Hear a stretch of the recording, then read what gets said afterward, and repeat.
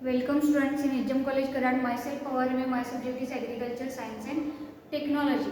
Last lecture we have to start. Our second topic is commercial crop. Now today's lecture we start. Second point is varieties. Varieties of mango. Many varieties of mango.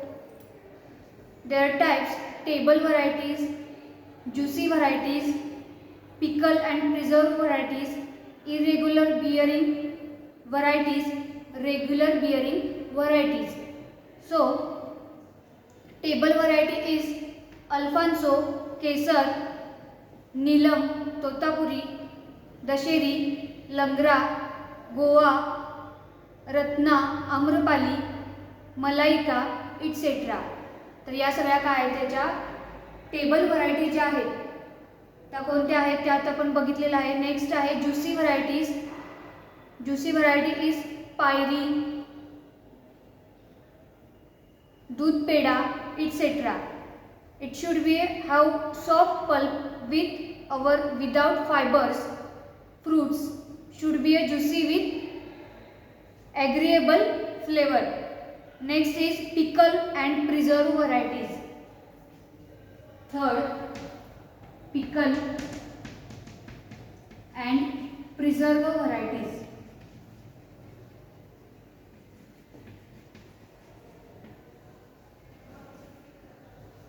So, pickle and preserve varieties are the varieties Karel from Sawantwadi for pickles and Gavashis Patel and Amini for preserves. Varieties having source taste, white, firm pulp with the turpentine smell can be used for pickles. म्हणजे त्याचा smell जे mango आहेत कशासाठी use करतोय आपण पिकल and preserve व्हरायटीसाठी जे use करणारे mango असतील त्यांचा टर्पेंटाईन सारखा जेव्हा वास स्मेल यायला सुरुवात होते तेव्हा काय केलं जातं त्याचं used for a pickles.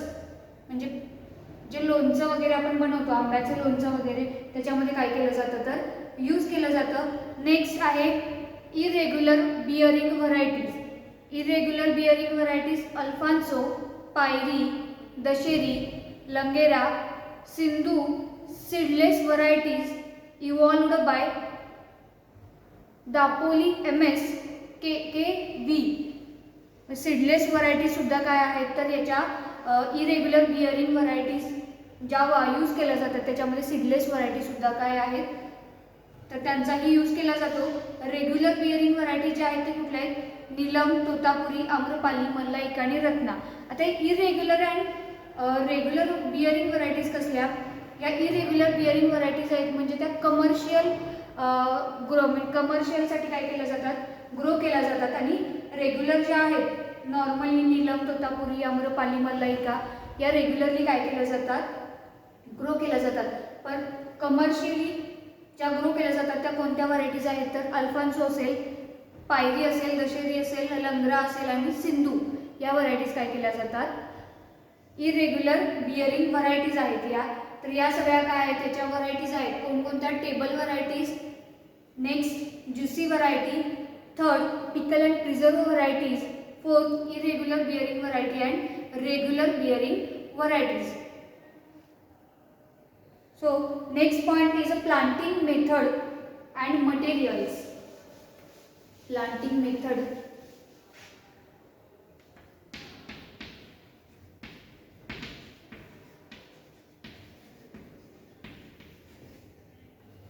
and materials.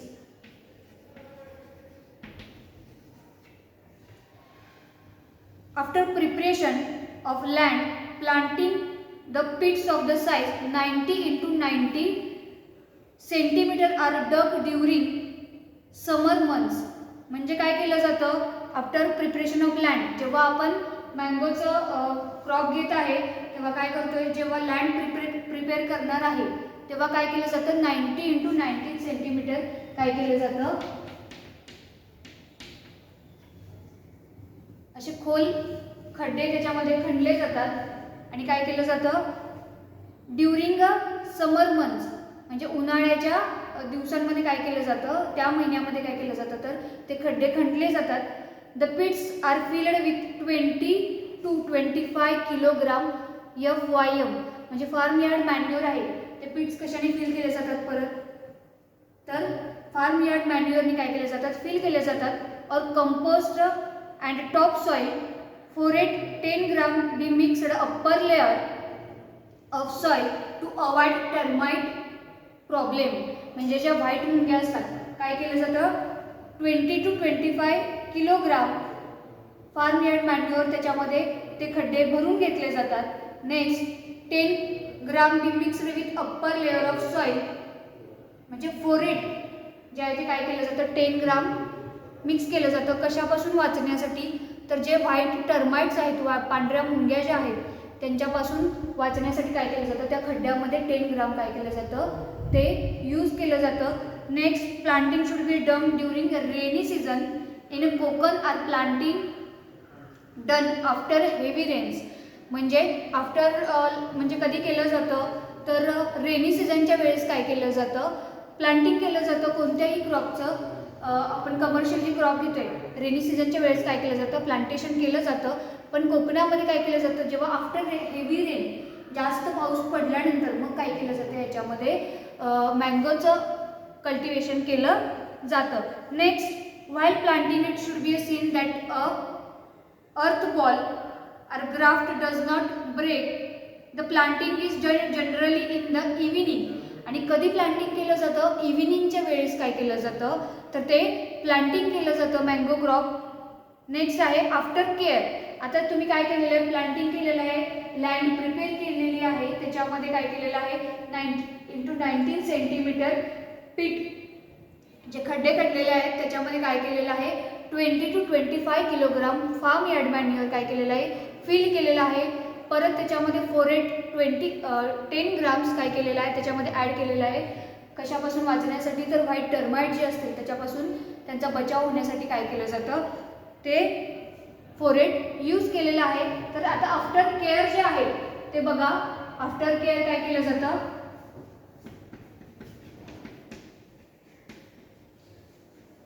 Planting is done after care. Uniform moisture level should be maintained and water stagnant should be avoided. Use touch locally available materials to protect the seedlings from the dry sun. Hot or dry sun म्हणजे जेव्हा तुम्ही planting करणार आहे ते seedlings वाचण्यासाठी काय केलं जातं एक तर त्याच्यापासून जाळी बांधली जाते किंवा आजूबाजूची जी काटेरी वनस्पती असतील त्यांनी काय केलं जातं तर ते कव्हर केलं जातं. ते सीडलिंग्स म्हणजे खराब होऊ नये किंवा हॉट अँड ड्राय सनमध्ये काय केलं जातं ते खराब होऊ नये यासाठी काय केलं जातं तर ते जे काटेरी वनस्पती वगैरे असतील त्यांनी कव्हर केलं जातं किंवा जे जाळ्या वगैरे असतील गाई गुरं असतात ते सुद्धा काय करतात तर ते लावलेले सीडलिंग्स म्हणजे त्यांची लावल्यापासून प्लांटिंग केल्यापासून 2 ते 3 वर्ष काळजी घेणं खूप गरजेचं असतं. नाहीतर ते काय होतं प्लांट लागत नाही. यासाठी काय केलं जातं त्यांची काळजी घेणं गरजेचं आहे. तर काय यूज केलं जातं आणखीन बघा त्याच्यामध्ये the plants are protected from summer heat by covering the stem and dry grass or straws. म्हणजे ज्या स्टेमनी किंवा ग्रास वगैरे असेल त्यांनी काय केलं जातं ते कव्हर केलं जातं. कशापासून वाचण्यासाठी तर जे ड्राय सन वगैरे असेल हॉट अँड ड्राय सन याच्यापासून त्यांचा बचाव होण्यासाठी काय केलं जातं ग्रासनी किंवा स्टेमनी ते कव्हर केलं जातं. नेक्स्ट मॅन्युरिंग. आता मॅन्युरिंग जे आहे कंपोस्ट फार्म यार्ड मॅन्युअरचा आपण यूज करतोय. नंतर नायट्रोजन फॉस्फरस अँड पोटॅशियम हे काय करतोय आपण प्रत्येक प्लांटसाठी ॲड करणार आहे. तर आता ते किती प्रमाणात ॲड करायचं ते इथे सांगितलेले आहे बघा. हा चार्ट दाखवलेला आहे. The crop should be a manure regularly. The manure should be given month of June to July, September to October, January to February and efforts are made of develop good framework. म्हणजे या मंथच्या दरम्यान काय केलं जातं याला तर जे मॅन्युरिंग आहे ते केलं जातं. आता बघा age of the tree.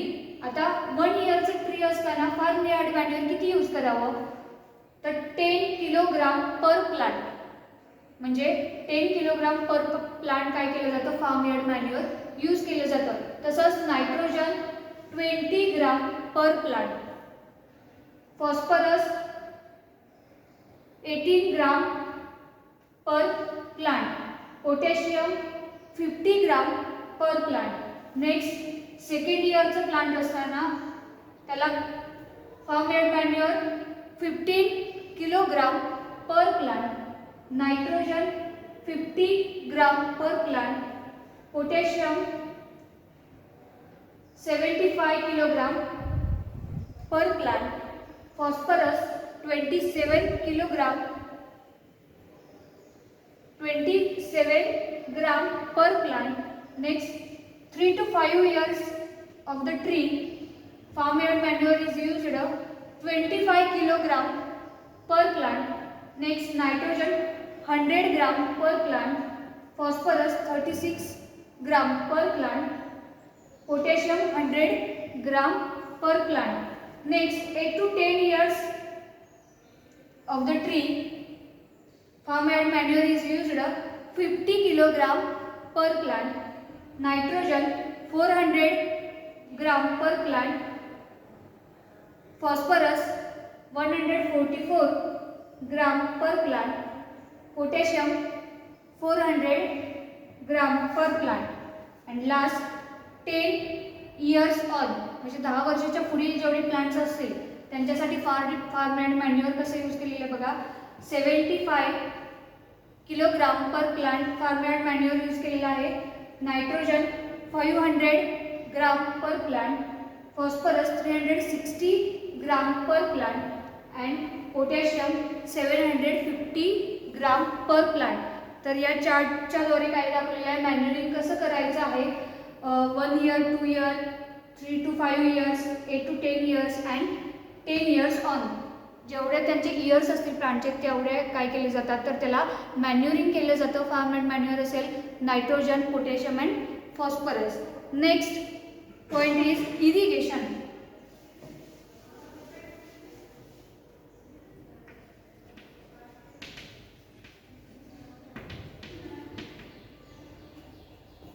Irrigation requirement is high and dry areas as less in high rainfall areas and in heavy soil. First irrigation is given just after planting. म्हणजे पहिलंच इरिगेशन कधी दिलं जातं बघा, जेव्हा आपण प्लांटिंग करणार आहे तेव्हाच काय केलं जातं, पहिलं इरिगेशन दिलं जातं. Next irrigation at the interval of 2 to 3 should be given summer in the first year and from the next 2 to 5 years irrigation should be given at interval 4 to 5 days in summer. म्हणजे 4 ते 5 दिवसामध्ये समर season मध्ये असताना काय केलं जातं तर 4 ते 5 दिवसात परत त्याला इरिगेशन पाणी वॉटर सप्लाय काय केला जातो, दिला जातो. As a rainfed crop where in situ planting is done, mango does not require a regular irrigation. The frequency and amount of water should be adjusted according to the soil and climate conditions. म्हणजे जे in सिटूमध्ये काय केलेलं आहे ती method use करून propagation केलेलं असेल तर काय केलं जातं, त्याचं वॉटर जे आहे त्याच्या सॉइलवरती आणि क्लायमेटवरती डिपेंड असतं. Next point is intercropping. During the first 8 to 10 years intercrop should be taken. Irrigations facilities are available. Fruit crop like papaya, pineapple, vegetables crop can be grown in intercrops.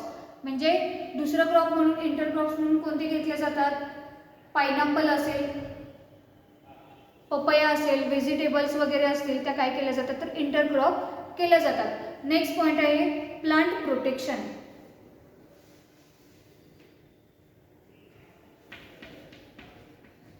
Plant protection,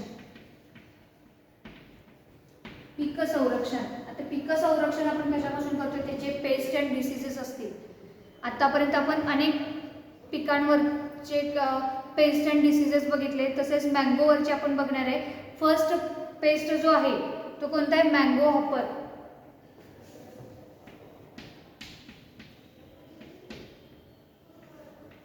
mango hopper. Hopper. तर nature of damage काय आहे बघा mango हॉपरचं. It is a very destructive pest of mango during flowering season. Adults and nymphs sucks sap from the tender shoots. म्हणजे tender शूटमधलं काय केलं जातं, काय करतात तर हे मँगो हॉपर जे असतील ते त्याच्यामधला सॅप काय करून घेतात, सक करून घेतात. आणि शक्यतो हे पेस्ट आहे ते कधी जेव्हा फ्लावरिंगचा सीझन असेल त्यावेळेस हे काय होतात तर येतात. Next, and panicle causing drying the panicles the fruit settings is affected.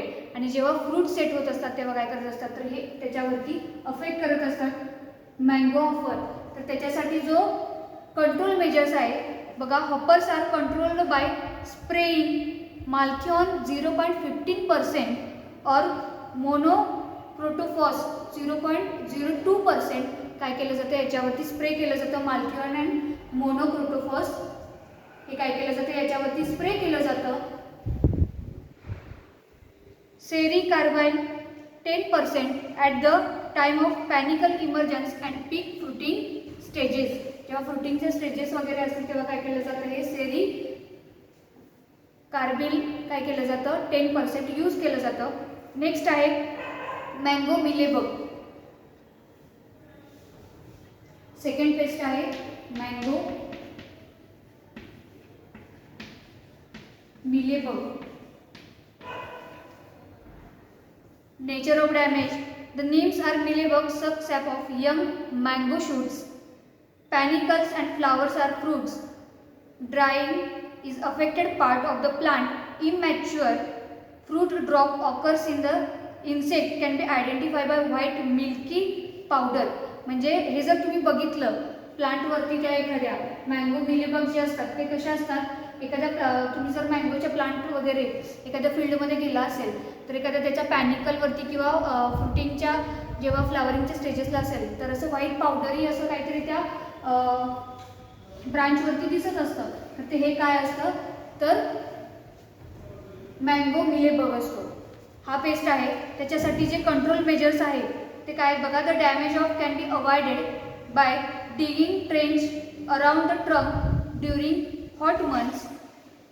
Stick bands are grease plus coal tar in the proportion of 1:2 and resin plus castor oil in the proportion as 4:5.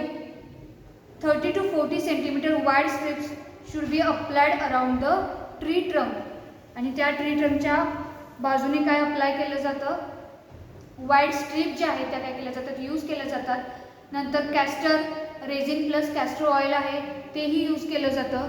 Banding stem with polythene sheets of 400 gauge and 45 centimeter height from ground. Spray monocrotophos 0.02% the tree. म्हणजे त्या ट्रीवरती काय spray केलं जातं तर monocrotophos जे असतील ते काय केले जातात ते स्प्रे केलं जातं 0.02% मध्ये. हे त्याचे काय आहे तर कंट्रोल मेजर्स आहेत. नेक्स्ट जो आहे पेस्ट तो कोणता आहे फ्रूट फ्लाय. आता हा फ्रूट फ्लाय आहे तो फ्रूटवरती असणार आहे. फ्रुटिंगच्या वेळेस फ्रूट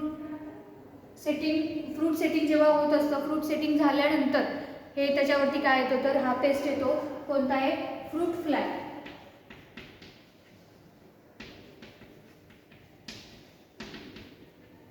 तर बघा नेचर ऑफ डॅमेज.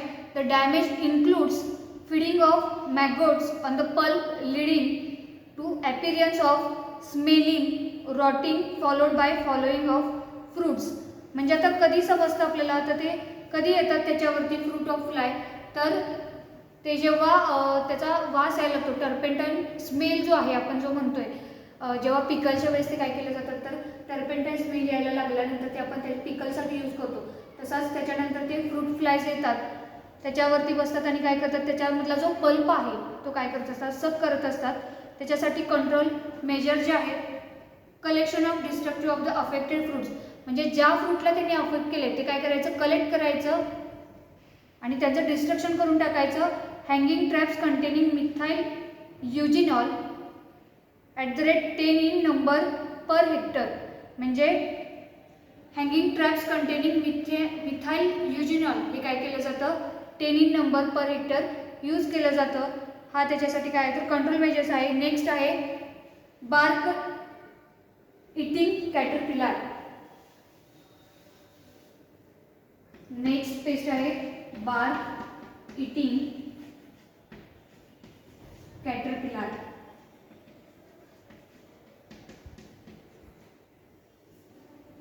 तर बघा nature of damage. The caterpillars bores into the bark and feed on it. The dark brown appear in the forms of ribbon on the affected portion of bark. Drying affected branch can also be seen. म्हणजे ज्या बार्कला त्यांनी damage केलेला आहे त्या कशा दिसतात, त्याच्यावरती bands आलेले दिसतात, रिबन लाईक स्ट्रक्चर दिसतं त्याच्यावरती, पोर्शन ऑफ द बार्क म्हणजे त्यांनी काय केलेलं असतं तर त्याच्यावरतीच ते फीड करत असतात. ज्या बार्क इटिंग कॅटरपिलर जे आहेत ते त्याच्यावरतीच काय करत असतात, फीड करत असतात आणि ग्रो होत असतात आणि त्याच्यावरती काय होतात तर ते डार्क ब्राऊन कलरची बँड तयार करतात. नेक्स्ट त्याच्यासाठी कंट्रोल मेजर जो आहे तो कोणता आहे, control includes cleaning of tunnel with hooked wire and fill in the hole using kerosene. केरोसिनचा यूज करून काय केलं जातं, hooked wire of the filling म्हणजे ते क्लिनिंग केलं जातं. Next the hole should be a plastered using mud. आणि काय केलं जातं, जिथं डॅमेज केलेलं आहे, ज्या बार्कला डॅमेज केलेलं आहे तिथे काय केलं जातं, प्लास्टर्ड केलं जातं. आता कशाने प्लास्टर केलं जातं तर मड, चिखलाने काय केलं जातं तर ते प्लास्टर्ड केलं जातं. हा त्याचा कंट्रोल मेजर्स आहे. नेक्स्ट पेस्ट आहे stem borer.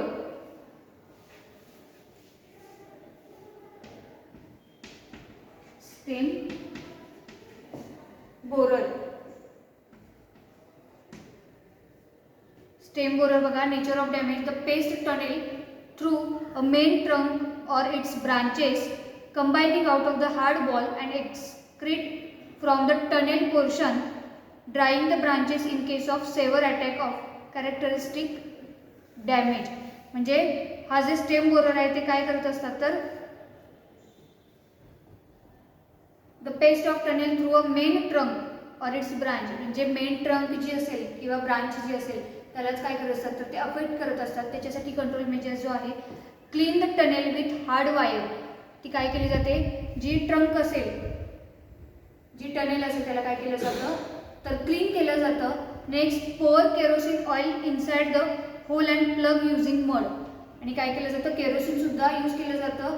Kerosene oil inside the hole म्हणजे जिथे त्यांनी होल केलेलं आहे, स्टेम बोरर ज्या स्टेमवरती त्यांनी काय केलेलं आहे, होल तयार केलेला आहे त्याच्यामध्ये काय केलं जातं, केरोसिन ऑइल यूज केलं जातं.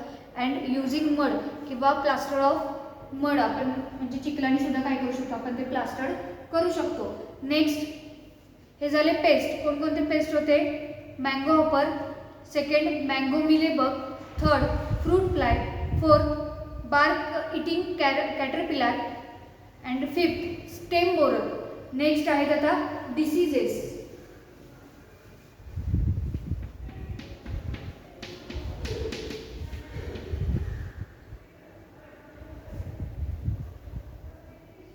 Diseases.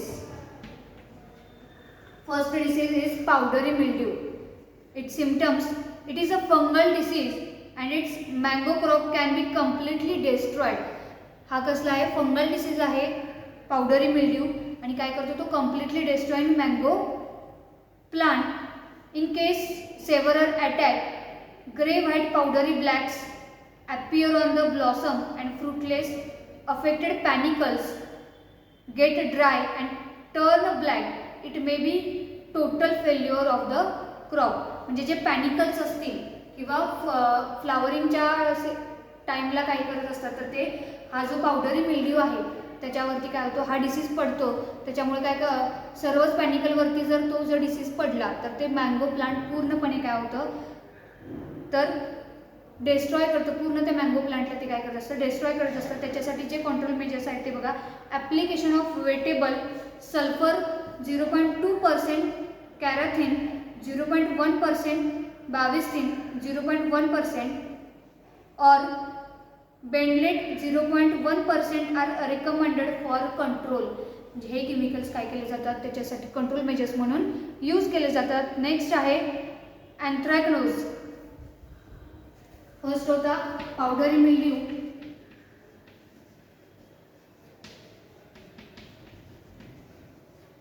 Second, anthracnose.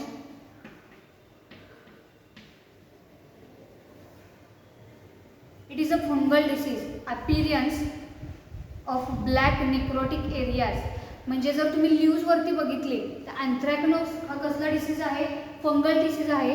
आणि ते जर तुम्ही मँगो प्लांट वगैरे बघितलं असेल तर त्याच्यावरती बघा काही काही पानावरती नेक्रोटिक असं स्ट्रक्चर, ब्लॅक नेक्रोटिक म्हणजे त्या पानांवरती असे काळे डाग तयार झालेले असतात. ते कशाचे असतात तर ते या अँथ्रॅकनोसचे असतात. On leaves shoot inflorescence and fruits are seen. म्हणजे हे लीव्जवरती असतात, त्याच्या फ्रूट्सवरती असतात किंवा शूट्सवरती हे अँथ्रॅकनोस.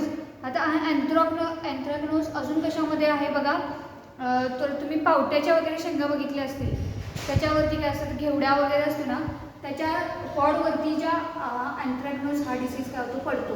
तसाच या मँगोवरती पण पडतो, म्हणजे फ्रूटवरती असेल. सेकंड, शूट्सवरती असतील त्याच्या अँड लीव्सवरती. Next, dropping of young fruits, rotting of affected fruits and storage also appears. म्हणजे काय केलं जातं, ड्रॉपिंग ऑफ यंग फ्रूट्स. मग हा डिसीज पडल्यानंतर काय होतं तर जे यंग फ्रूट्स असतील ते काय होतात तर ड्रॉप होतात, म्हणजे गळून पडतात. त्याच्यासाठी कंट्रोल मेजर जो आहे तो कोणता आहे बघा, स्प्रे ब्लिटॉक्स 0.3%. हे एकच केमिकल काय केलं जातं त्याच्यावरती स्प्रे केलं जातं. नेक्स्ट आहे लोरॅन्थस.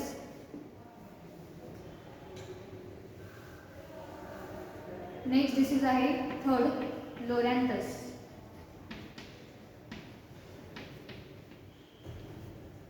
It is a parasite. It grows on branches mango trees. आता हे पॅरासाइट्स म्हणजे काय आहेत तर दुसऱ्या प्लांटवरती काय होतात, ग्रो होतात. लोरॅन्थस वगैरे it's a diseases. It is a parasites. It grows on branches of mango tree and causes of growth and yield trees degradations of fruit quality. आणि काय करत असतात हे जे लोरॅन्थस वगैरे जे असते ते काय होतात तर मँगो प्लांटवरती काय होतात, पॅरासाइट्स आहेत, दुसऱ्या प्लांटवरती ग्रो होणारे प्लांट्स असतात. तुम्ही जर आजूबाजूच्या प्लांटवरती बघितलं तर एक प्लांट असतं त्याच्यावरतीच एक दुसरं प्लांट आलेलं असतं, तेच काय असतात तर हे पॅरासाइट्स असतात. नेक्स्ट, त्याच्यासाठी कंट्रोल मेजर जो काय आहे, cut parasites affected branches below the point of invasion. म्हणजे जे ज्या ब्रांचेसवरती जे पॅरासाइट्स आले असतील ते काय केले जातात, कट केले जातात, काढून टाकले जातात. नाहीतर ते काय करतात तर ते फ्रूटवरती त्यांचा इफेक्ट होत असतो. नेक्स्ट आहे, हे झाले 3 डिसीजेस आपण बघितले. पावडरी मिल्ड्यू असेल, अँथ्रॅकनोस असेल आणि थर्ड असेल तो लोरॅन्थस आहे. याच्यासाठी जो कंट्रोल मेजर्स आहे ते काय केले जातात तर cut the parasites and destroyed branches below the point of invasion. And next point is harvesting. Plant protection बघितलं. Next, harvesting and yield.